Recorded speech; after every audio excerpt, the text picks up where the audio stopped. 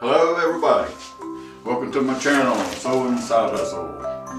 Alright, so let's see where I want to start. Well, first of all, as I said in my last video, we had to hustle that on out of there, so hopefully I did a pretty good job. It's going to be like 6 parts, not quite finished loading everything up, but maybe 7 parts to that one series of videos.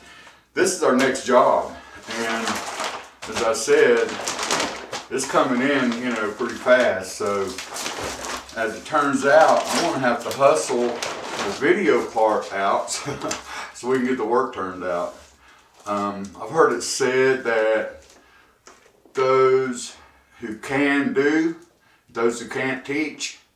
Well, my hat's off to anybody that teaches, because it is hard to be able to go through all this stuff. As many times as I've done it, it's still very hard to go through it and try to make sense of it all. But let's start with this. I want to go ahead and do a open bolt. That's what I'm going to call it, because it's a different fabric company. This is RM Cocoa. This fabric here. Hopefully, let's see. Right about right there. Hopefully that'll show up. Anyway, RM Cocoa. Again, we've probably cut thousands and thousands of yards of this. It's a very reputable company, just like Carol. Another bolt of fabric from Carol right here, and another bolt of fabric from RM Cocoa.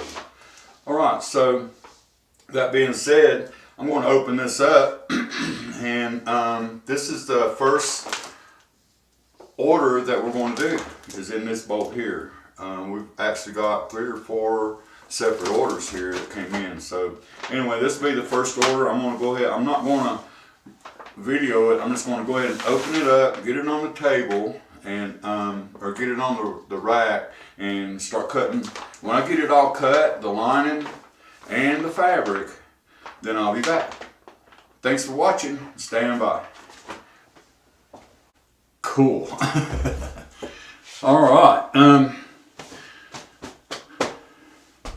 Welcome to my channel, Sewing Side Hustle.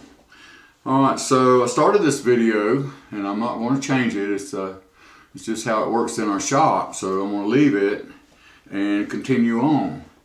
But in drapery business, it's like a box of chocolates. You never know what you're going to get till you open up the fabric.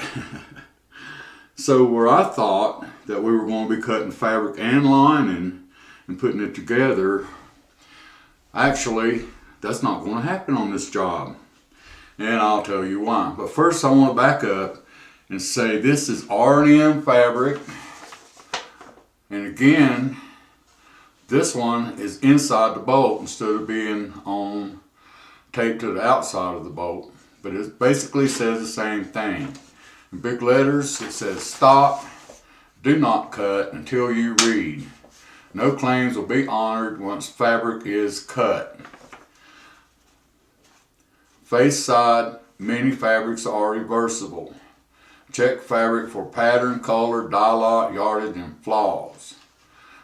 No returns accepted for 6 yards and less. No returns accepted without approved authorization. By order, return without fault of RM Cocoa is subject to a 20% restock charge. See general information and terms in our price list for further detail. Again, this is RM Cocoa. This RM Cocoa. They have their little logo right here. I don't know if you can see it. But I am not advertising for these folks. This is just what come across my table, and I'm talking about it because we've cut thousands and thousands of yards of RM Cocoa and never had a problem. We have had to send some back, and they've always taken it, and good return policy. Really happy with this company from the workroom point of view. Alright, so that's enough of that. Now let's get to the bolt here. One of the things that happens if you stand the bolt up and leave it stood up too long, and this come to us this way, is I don't know if you can see this, but there's bolt wrinkles. And if you look, this end. Now this could have happened whenever they were rolling off the yardage that was ordered. It could have just got put on the bolt a little bit wrong, but generally that don't happen. Usually this also happens from the bolt standing on the end. So it's important that if you're going to keep a bolt of fabric on hand for a long time, if you're not going to be cutting it in the first days after you get it, you got to lay this stuff out flat or you'll get these wrinkles. Now hopefully in this particular fabric, these wrinkles won't really matter. All right, that's number one. Number two, this order does not get lining simply because the lining comes with the fabric. This is 100% privacy fabric. No lining required.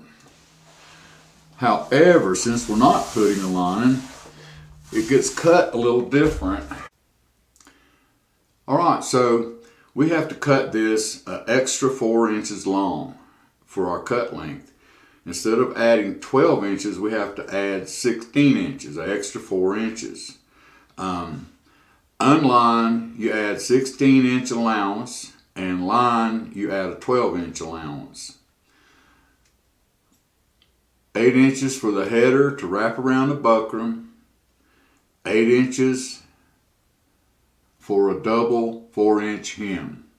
Okay, now that's the bare minimum. We always add another couple of inches for wiggle room, just in case, just to make sure we got enough. So that being said, let me get this stuff cut and we'll go from there. Oh, first I want to show how this works up here. I just laid the ruler there to hold it in place. Here's the buckram, right? It goes underneath. And then instead of the way we did it on the last order drapes, this would get sewn right up here at the very top. Then, once you sew that all the way across the header, a piece of buckram, then it turns once and twice. And that will be your header. Alright, so let me recap real quick. We've covered bolt wrinkles, how we get them. We've covered stop, do not cut until you inspect, and all the stuff that goes with that with R&M fabric, R&M cocoa fabric. We went over the reason that Unlined Drape gets an extra 4 inches. Line drapes is cut 12 inches extra allowance, and unlined drapes is 16-inch allowance, and we went over why that's the reason. See ya! Alright, welcome to my channel, Sewing Side Hustle. Here's the drapes we're making today. The fabric's cut. And I wanted to show how nice and neat we have it on the table. Nice and neat and straight all the way down. And I also want to show that that piece of fabric laying on the top upside down, that's the back of this order of drapes, this fabric. And that's all you get left. That's all we got left. So there's absolutely no wiggle room. There's no, you gotta, you know, in carpentry they say measure twice, cut once. In draperies, you measure, you do your mathematics, you read your work order, you look at all the details. Like, I started out thinking, because I just glanced at the work order and I hadn't cut anything yet and hadn't really dug into it, that this was going to be lined drapes. And in fact it's not. This is unlined fabric, and but it's 100% privacy. It's 100% blackout. Alright, so right over here I made a mistake and I want to talk about it.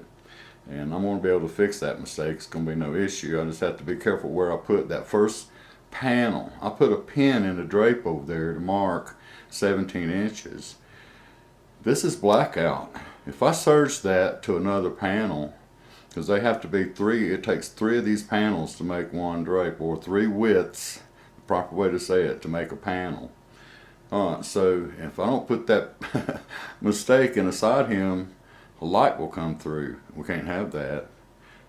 That's unacceptable. Alright, let's see, what else I want to say? Oh yeah, what is it? What's one of the really important things we have to do? We have to cut them corners, and they're all cut. Alright, so one last thing, there's going to be 3 widths per panel. It's going to be 2 panels. Now this isn't a true pair because there's 2 windows, and each drape will cover 1 window. There's a left window and a right window. So that's what's coming up. And this will turn out to be an unlined pleated drape with 3-point pleats. And as we go along, I'm going to explain fullness in this drape because I can. And so this is 3 times the fullness, I think.